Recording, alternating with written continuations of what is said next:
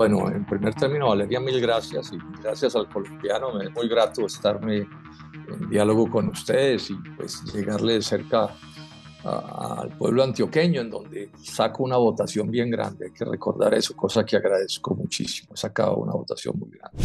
O sea, estoy trabajando tan duro como antes. Yo suelo repetir esto también, Valeria, es que yo no hago política porque fui senador, sino que 30 años de lucha política me llevaron al Senado. Estuve 20 años en lucha política siendo senador y ahora espero siquiera completar otros 50 también luchando en política sin ser senador.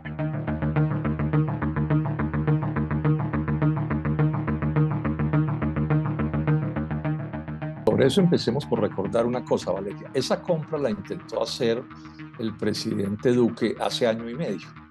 Y yo fui uno de los que salí en contra de ese disparate, porque él estaba en esos días inclusive hablando de 24 aviones que iban a costar pues una suma enorme. En esa posición también estuvo Gustavo Petro y todo el petrismo. Usted busca en las redes y va a encontrar, yo los he enviado, no hay congresista del petrismo ahora que no se hubiera opuesto en ese momento a esos aviones. Primero porque valían una plata inmensa que no tenía Colombia, porque este es un país pobre, endeudado hasta el alma, lleno de hambre, etcétera, etcétera. Y por eso nos opusimos. Y porque esos aviones son por completo innecesarios desde el punto de vista de la técnica militar.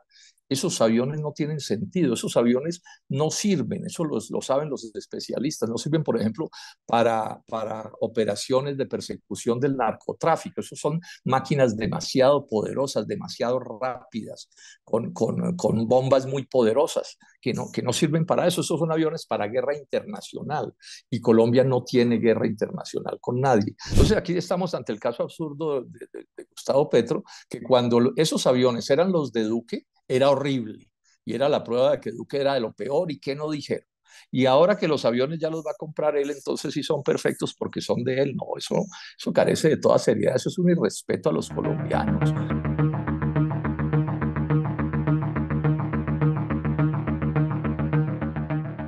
Depende del avión que compren. En este momento hay tres opciones diferentes: un avión sueco, un avión francés y un avión norteamericano. Si llegaren a ser los F-16 de Estados Unidos, esos aviones valen a 300 millones de dólares cada avión. Si llegaran a ser 24, que fue de lo que se habló en el gobierno de Duque, hoy no hay toda la información, podríamos estar hablando como de 5.500 millones de dólares. O sea, estamos hablando de una suma absolutamente astronómica. También tuvo el descaro de decir que es que esos aviones no iban a tocar los recursos del recaudo de la reforma tributaria, porque una de las cosas que ofendió cuando Duque lo intentó, es que eso coincidió con la reforma tributaria de Carrasquilla, ¿cierto? Y él tuvo que recular por eso. Entonces ahora Petro logró mantener en silencio esa decisión de él de comprar los aviones para que ese tema no se tocara en la reforma tributaria, ¿sí? Y entonces ha salido a decir que es que no se va a pagar con la plata de la reforma tributaria. Eso es una falsedad. Ninguno de los tres es el que se necesita, porque repito, estos son aviones de altísima velocidad, de armas superpoderosas, muy rápidos, o sea, son para guerra internacional. Eso no tengamos la menor duda. Si ustedes se fijan en Colombia, los narcotraficantes, en estos días en la W, un especialista norteamericano dijo que era idiota comprar esos aviones para operaciones antinarcotráfico. Es que en general el narcotráfico cuando se mueve por aire se mueve en avionetas que vuelan como tortugas. Estos aviones son aviones de unas velocidades sorprendentes por encima de la velocidad del sonido.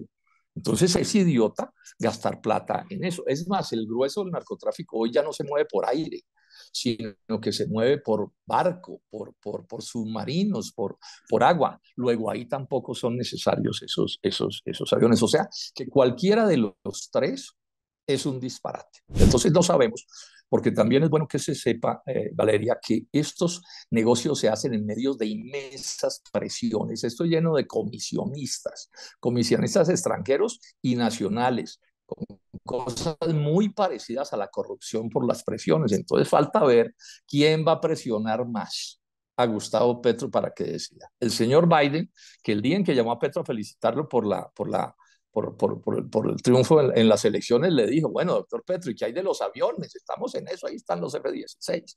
Petro también se reunió con Macron, el presidente francés, y también hablaron de estos asuntos. Las presiones son inmensas.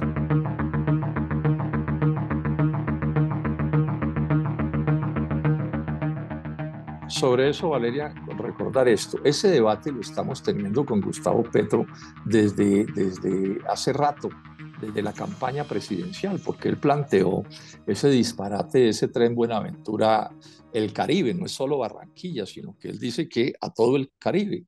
Sí, o sea, ese es un tren que desde Buenaventura tiene 1.200 kilómetros solo hasta Barranquilla. Si se van hasta Riohacha, se vuelve de 1.400 kilómetros. O sea, estamos hablando de un tren inmenso.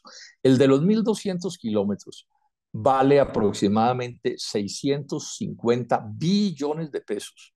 O sea, millones de millones. Y ojo, el presupuesto nacional es de menos de 400. O sea, estamos hablando de una suma absolutamente astronómica. ¿Por qué se vuelve tan importante este debate del tren y de las pensiones? Es que Petro tiene decidido tomar una parte grande, no sabemos exactamente cuánto, ha hablado que hasta 4 salarios mínimos de las pensiones, de la plata de los colombianos que están en los fondos privados de pensiones. Usted sabe cómo es la cosa, cuando usted todos los meses le aporta a su pensión, sea en Colpensiones o en un fondo privado. Y Petro tiene decidido coger una plata grande de eso.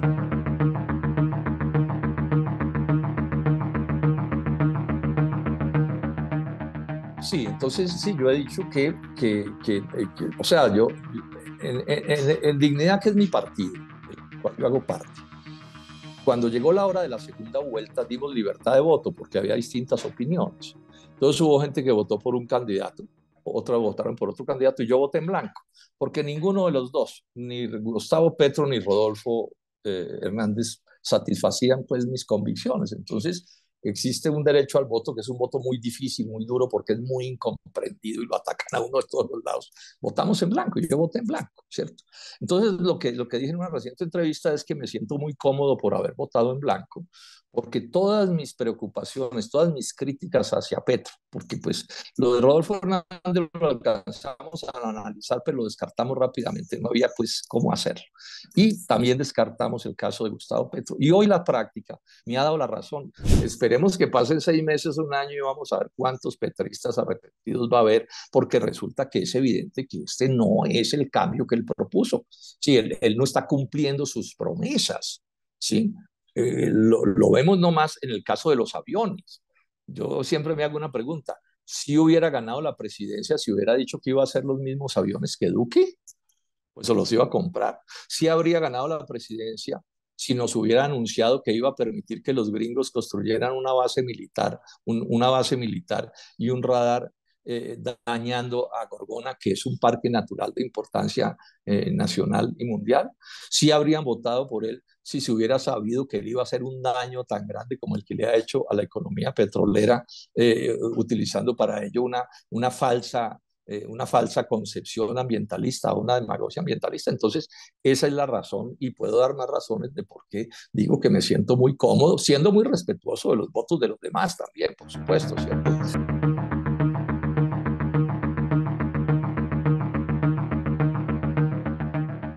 Muy preocupante, porque es que esa aplanadora del pacto histórico, y no es solo del pacto histórico, de los socios del pacto histórico, ojo con esto, es bien importante, tiene que ver con decisiones que yo no hubiera tomado de candidato de ninguna manera, había preferido perder. ¿Por qué ganó Gustavo Petro? Pues ganó Gustavo Petro porque logró montar a esa campaña nada menos que a Juan Manuel Santos y su aparato santista, a Ernesto Samper y al samperismo, a César Gaviria y al Partido Liberal, a Dilian Francisca Toro y al Partido de la U y al Partido Conservador. Sin eso no gana. O sea, el pacto histórico solo no gana, eso es imposible. Dos explicaciones importantes, Valeria, esto lo sabemos los que estamos en política.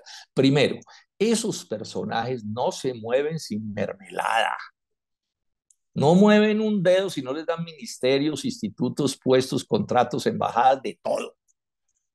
que se supone que era de las cosas que iba a derrotar Petro. Bueno, quedaron los mismos para todo el botín burocrático, bueno, más los amigos del pacto histórico que también los hay, pero la mayoría del aparato burocrático quedó en manos de estos personajes que le acabo de mencionar. Y segundo, no aprueban cosas con las que estén en desacuerdo, no las aprueban. O sea que Petro tuvo que coger su programa y engavetarlo.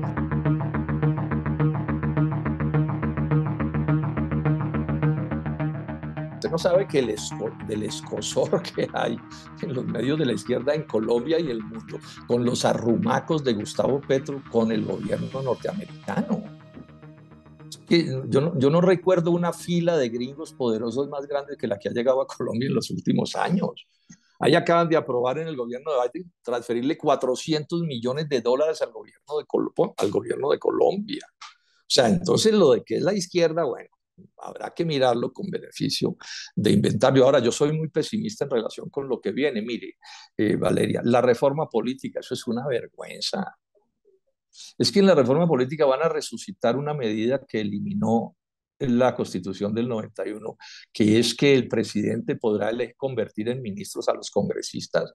Eso es una manera vulgar de comprarse a los congresistas de Colombia, a todos, porque nombrará a uno u a otro de ministro, pero todos los demás quedan con la boca abierta esperando que a ellos los nombren y solo los nombran si se le arrodillan a la Casa de Nariño. Está proponiendo también las listas únicas cerradas obligatorias. ¿Para qué? Para esconder indeseables ahí, como los escondieron en esta pasada elección, para que no se sepan.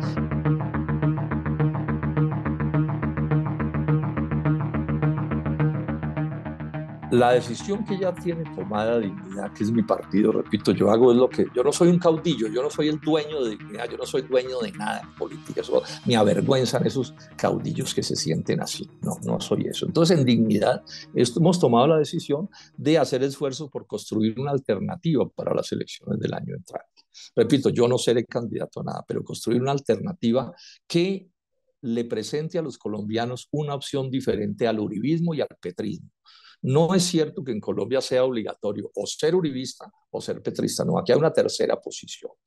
Hemos venido conversando varios de los que estuvimos en el proyecto de la coalición Centro Esperanza y hay acercamientos y hay coincidencias.